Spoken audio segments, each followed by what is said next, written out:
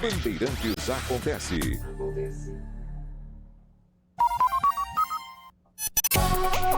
Saber, entender, compreender, conhecer, descobrir, ouvir.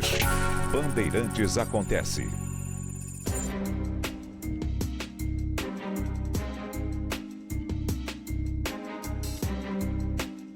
Fernando Haddad anunciou que o PIB esse ano vai ficar ali na casa de 3,5%.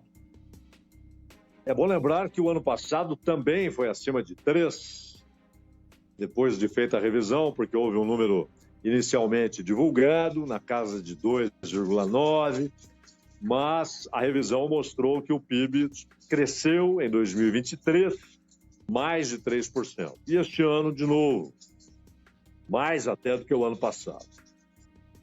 Não é, claro, o crescimento dos sonhos, mas convenhamos. Um país que atravessou recessões bravas, um país que ficou muito tempo com um crescimento ridículo de 0,5% do produto interno bruto, já havia uma tendência a comemorar quando chegava a 1%. 2 anos seguidos com mais de 3% é um resultado muito bom.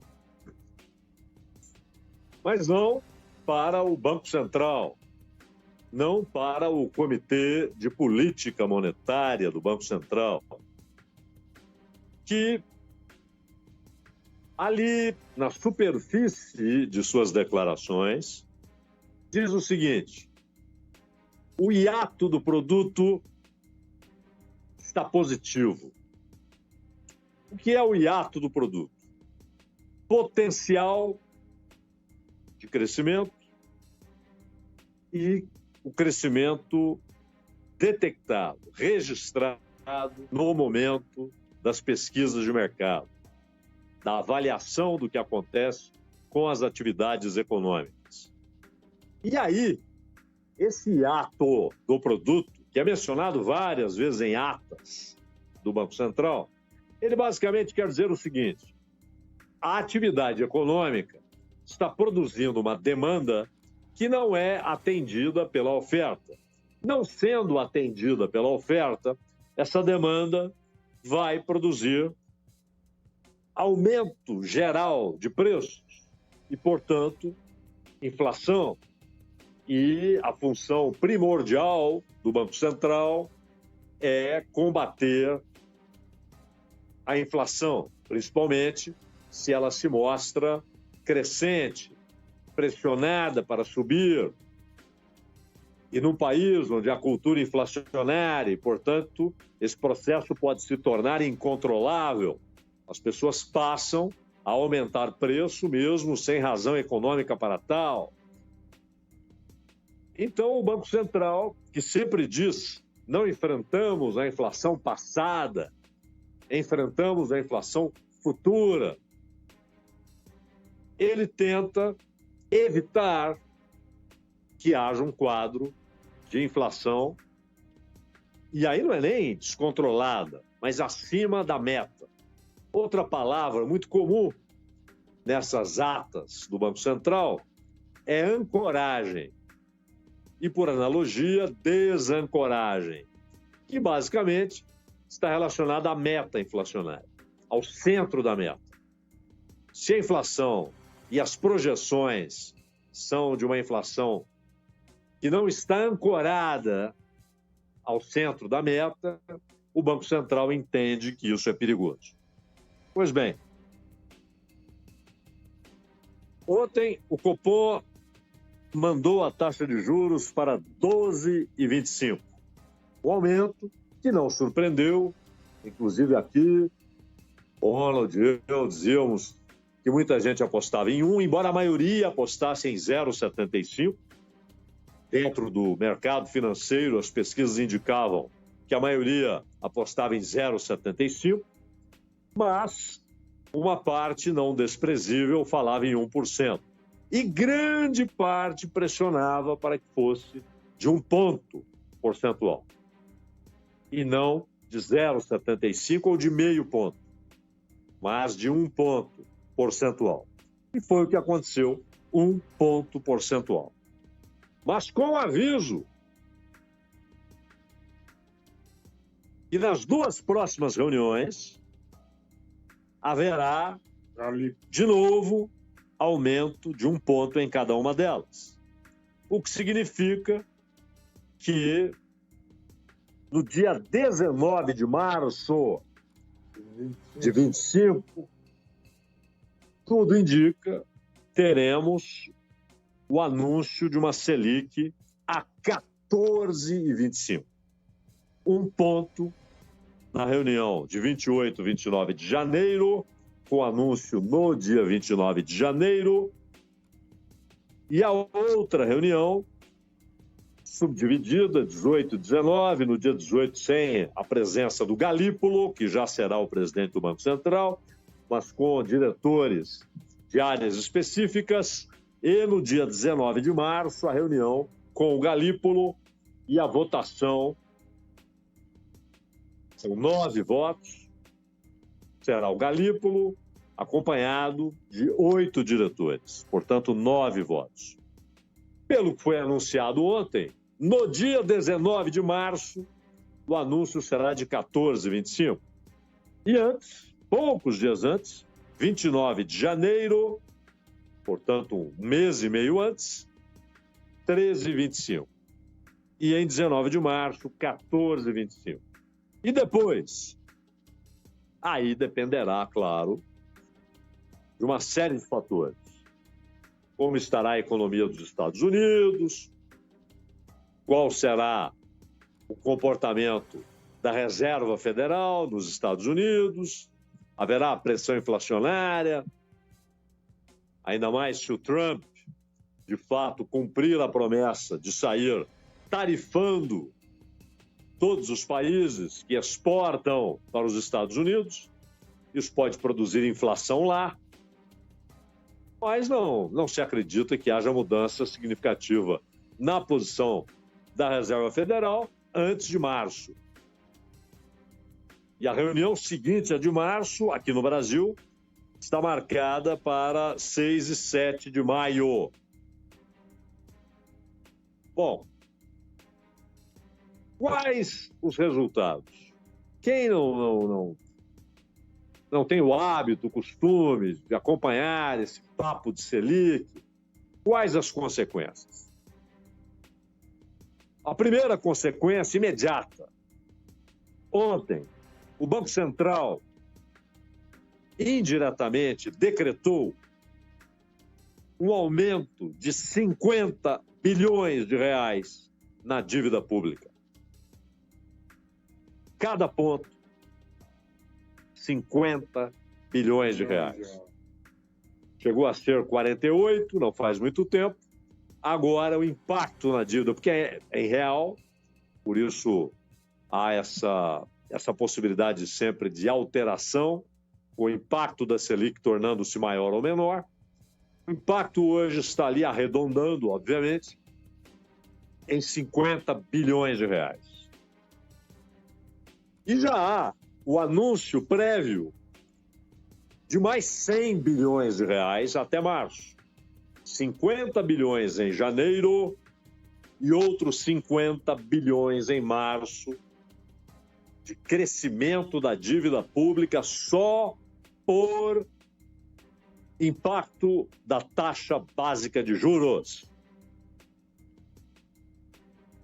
Mas espera aí, o Banco Central não diz que o problema é a dívida, que o cerne de toda essa discussão é a dívida pública, porque ela produz os déficits produzem novos endividamentos.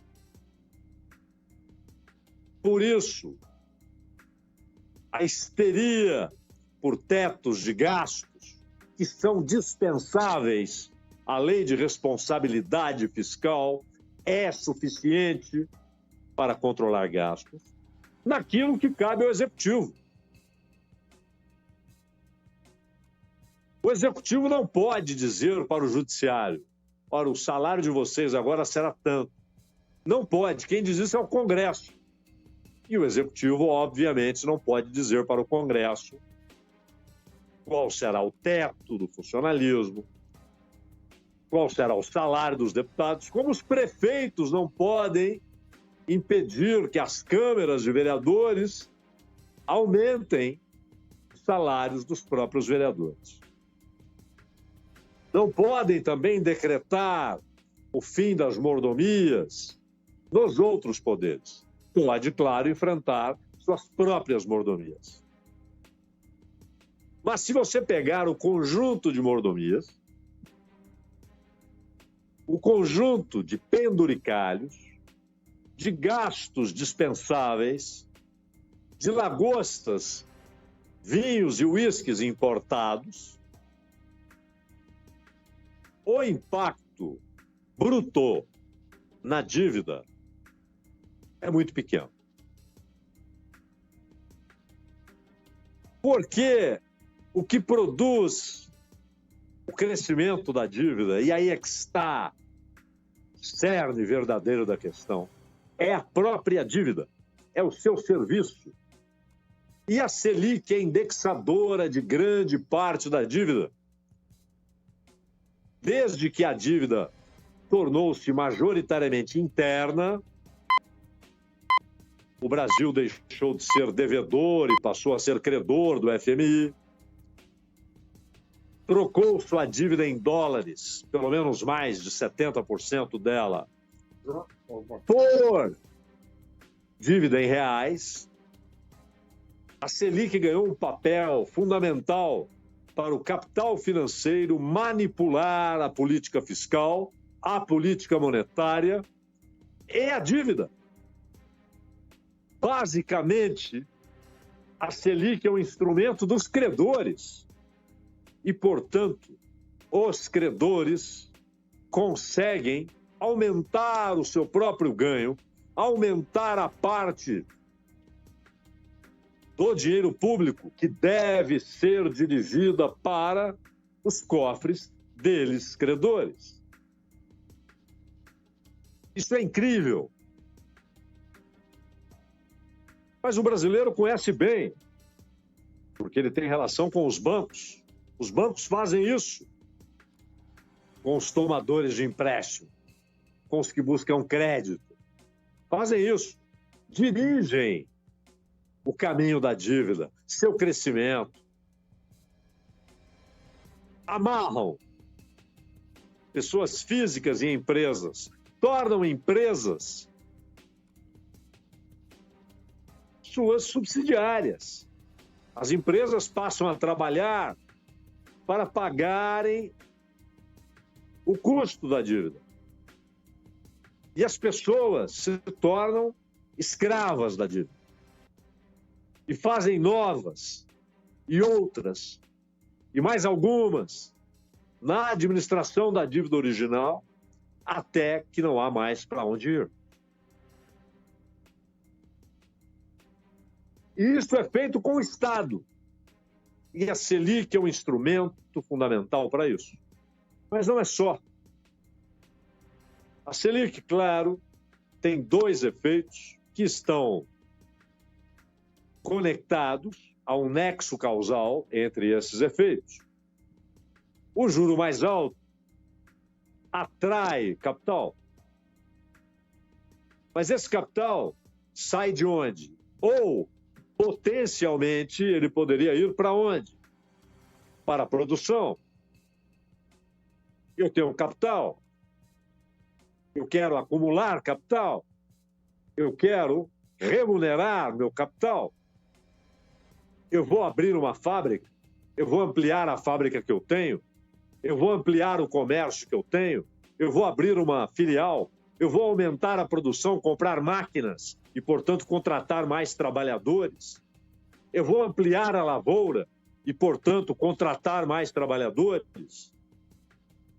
Ou eu vou pegar o capital e colocar em algum papel, com rendimento, com base no câmbio ou na Selic. Às vezes, eu nem preciso do capital. Eu vou até o Japão, faço um empréstimo e vou aqui virtualmente. O sujeito não precisa ir ao Japão. Ele faz isso aqui no Brasil. Pega o empréstimo no Japão e compro papéis a 12,25. No mês que vem, 13,25. Em março, 14,25. Ou seja, depois de um ano, eu pago folgadamente o empréstimo feito no Japão e tenho um lucro formidável. Quanto mais capital eu conseguir no Japão, na Alemanha, que também tem juros baixíssimos, às vezes negativos, para tentar estimular a economia interna, a Alemanha tem tido períodos de juros negativos. Ou seja, ninguém vai colocar dinheiro para render, vai apostar em atividade produtiva. A ideia é essa. E nem isso tem dado resultado satisfatório. Mas vai lá, alguém pega esse dinheiro na Alemanha e coloca para render com base na Selic brasileira. E tem um ganho gigantesco, sem nem precisar usar o seu próprio capital. Esse dinheiro deixa de ir para a atividade produtiva. Aquela oferta que o hiato de produção está nas atas todas do Banco Central. Aquela oferta que é insuficiente para atender um pequeno crescimento da demanda, aquela oferta será reduzida, porque haverá menos investimento em produção, haverá menos contratações. O consumo, por sua vez, cederá. E aí, o comerciante não vai contratar, talvez dispense. A fábrica não vai contratar, certamente dispensará. Com mais desempregados, o salário médio cai. Estamos aí dizendo, aumentou um pouco o salário médio, a renda média, o consumo médio, mas é tão frágil. E aumento de renda no Brasil é algo tão frágil e a nova renda está tão próxima do estado de pobreza anterior que ela rapidamente se desloca para o estado de pobreza anterior. Então, ontem, além de decretar o aumento da dívida pública imediatamente em 50 bilhões de reais, em números arredondados, e já anunciando o impacto de 100 bilhões de reais na dívida pública em janeiro e março, o Banco Central também decretou o aumento da pobreza. Também decretou que o crédito ficará mais caro, que haverá menos dinheiro, menos consumo, menos atividade econômica, menos emprego, salários menores, perda de salário por perda de emprego. O Banco Central decretou o aumento da pobreza, que já é imensa. E a chance de alguém sair da miséria para a pobreza, ou ainda no estado de pobreza conseguir consumir um pouco mais, desaparece. O rico continuará consumindo. Como não? Nada muda. O dono do capital continuará consumindo. Como não? Mas ele vai direcionar seu capital para o rentismo e não para a produção econômica, para a geração de empregos, para a geração de riqueza. É por isso que há hoje um estranho, usando a palavra do Banco Central, um estranho hiato entre o PIB mundial e o dinheiro virtual ou material que há no mundo. Há muito mais dinheiro do que riqueza real. Por isso as bolhas, que ocorrem de tempos em tempos, são regulações do capitalismo. Como aconteceu em 2008. Além daqueles períodos em que há quebradeira de bancos. E aí os governos socorrem, né? Vão lá cheios de amor, carinho, braços abertos, abraçam os bancos e dizem: nós sempre protegeremos o capital. Capital financeiro, diga-se, que o capital produtivo hoje trabalha para os bancos. Então, esses dois decretos do Banco Central, o aumento da dívida pública, que ele diz é o que ele quer combater, ele diz: precisamos cortar gastos, eliminar gastos, para controlar o tamanho da dívida. Só que aí ele provoca um aumento de 150 bilhões de reais no tamanho da dívida. Dezembro, janeiro, março, 150 bilhões de impacto na dívida pública, aumentando a dívida pública. E produz desemprego. Ah, mas cortem gastos. Da onde, hein? Salário mínimo, benefício de prestação continuada, IPC, abono salarial, Fundeb, atenção, Fundeb, quase não falam, Fundeb. E aí, sabe o que acontece?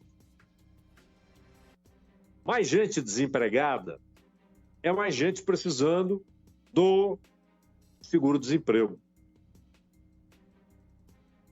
É mais gente que deixa o plano de saúde e precisa do SUS. É mais exigência por socorro público. Isso, para quem diz que quer cortar gastos, mas está produzindo um gigantesco potencial de demanda social por gastos e investimentos públicos. Mas espera aí, tudo isso é tão óbvio? Eles não sabem? Claro que sim. Mas isso produz arroxo, constrangimento econômico, esvaziamento de qualquer pressão por aumento salarial, por participação em lucro, por investimentos. Exatamente naqueles que precisam mais, para que saiam da dependência. Por isso é investimento, não é gasto. Porque se não houver o investimento, o gasto será permanente, ou então façam como Milei e seus adoradores. Que se virem. Que se virem todos. Que morram. Mas não. É preciso constranger, limitar os trabalhadores à luta pesada, diária, pela sobrevivência, pela comida que os filhos terão no dia seguinte.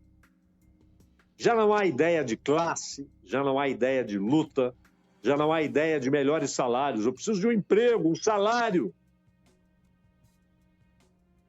E dissemos aqui esta semana, não houvesse no Brasil algo como salário mínimo, no Paulistão não tem salário mínimo, pagariam 300 contos, 500 contos por mês.